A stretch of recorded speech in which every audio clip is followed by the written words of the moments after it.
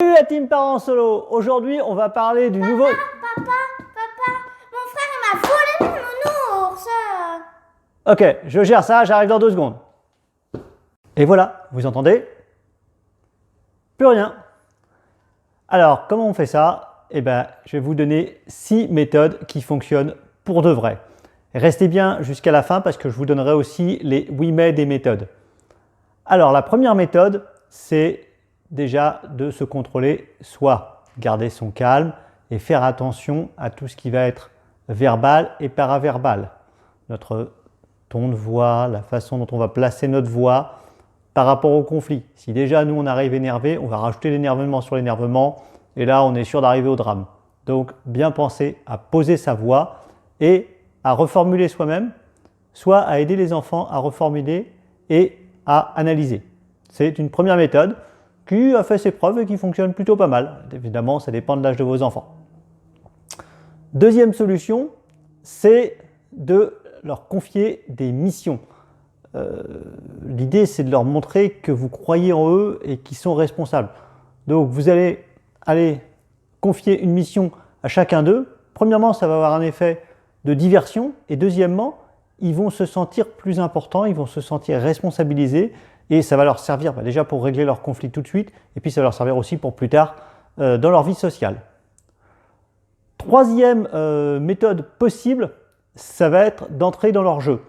Par exemple, de jouer l'idiote, je sais pas, s'ils se tapent dessus pour une bouteille d'Oasis, vous dites je vais me la verser sur la tête la bouteille d'Oasis.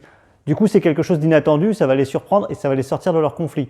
Ou vous pouvez aller leur prendre un jouet et puis partir en courant de la chambre. Voilà, enfin, vous avez plein de petites solutions. L'idée, c'est, encore une fois, de switcher dans un mode de communication différent et de ramener ça plus sur le jeu que sur le conflit. Il ne faut pas oublier que les enfants, ils n'ont pas autant d'aptitude que nous à communiquer et à dialoguer.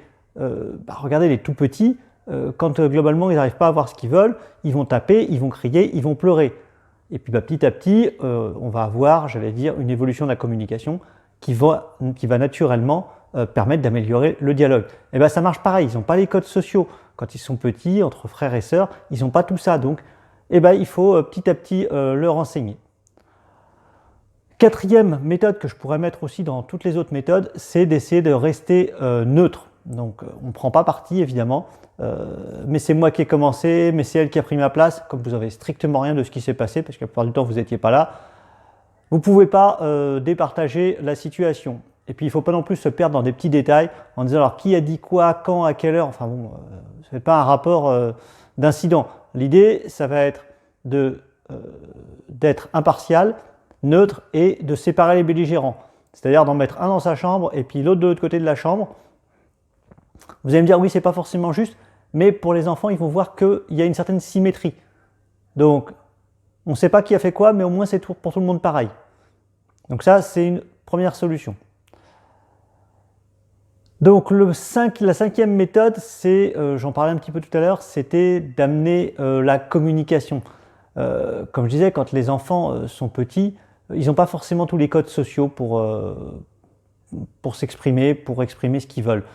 Donc il va falloir leur apprendre à améliorer la communication. Et puis ça, c'est pendant les conflits, mais c'est tout le temps. C'est-à-dire que vos enfants, ils vous observent, ils font ce que vous allez faire. Donc vous aussi, dans la façon dont vous allez communiquer à la fois avec eux, mais aussi avec les adultes, vous allez pouvoir leur inculquer un petit peu cette gestion du conflit. Sixième méthode, c'est d'abandonner la parfaite égalité. C'est très compliqué de traiter tous les enfants de la même façon. Et puis, de toute façon, je ne suis pas sûr que ce soit une bonne idée.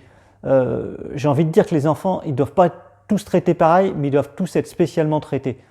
Voilà, on ne va pas dire, tiens, j'ai passé 10 minutes avec ta sœur, je dois passer 10 minutes avec toi et pas 11.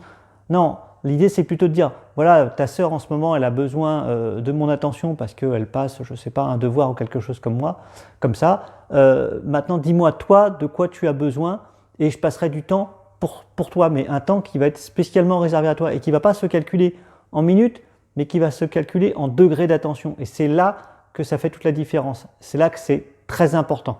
Donc, expliquez à l'enfant et demandez-lui ce qui est important pour lui. Voilà, on arrive à la section des oui mais, parce que c'est bien beau tout ça Guillaume, mais oui mais ça prend du temps. Évidemment que ça prend du temps. Vous ne pouvez pas gérer ça comme ça sur un claquement de doigts. D'ailleurs, regardez, quand vous êtes en entreprise, les conflits, ça ne se gère pas sur un claquement de doigts non plus. Donc, il faut plutôt voir ça comme un investissement, je vais dire, avec les enfants. C'est-à-dire que le temps que vous allez passer maintenant, surtout quand ils ne sont pas trop grands, ça va vous faire gagner du temps pour plus tard et ça va vous éviter un certain nombre de conflits. Donc, oui, ça prend du temps, mais oui, ça vaut le coup. Deuxième oui mais, c'est ça ne marche pas tout le temps. Eh bien non, c'est vrai. Vous pouvez essayer toutes les méthodes que je vous ai données précédemment. Ça va certainement fonctionner dans une grande partie des cas, mais il y a des cas où ça ne va pas marcher. Et j'allais dire que c'est plutôt une bonne nouvelle, parce qu'il va falloir aussi que les enfants, ils apprennent à gérer leurs conflits seuls. C'est-à-dire que vous allez pouvoir leur donner des outils, comme j'ai dit tout au long de cette vidéo, mais au bout d'un moment, ils vont pas toujours avoir... vous ne pouvez pas toujours faire l'arbitre. C'est-à-dire qu'ils vont devoir régler ces conflits seuls. Alors bien sûr, vous allez veiller à ce que ça se passe bien. Vous allez vous assurer que ça ne s'envenime pas et si c'est le cas, intervenir. Mais parfois, le bon conseil, c'est de laisser les enfants arriver à leur résolution de conflits seuls. Voilà, j'arrête là pour cette petite vidéo. N'hésitez pas à mettre des commentaires, à partager évidemment si vous avez des gens qui ont des difficultés à gérer les fratries et particulièrement quand on est parent solo. Et puis je vous dis à la semaine prochaine pour une prochaine vidéo. Salut la team!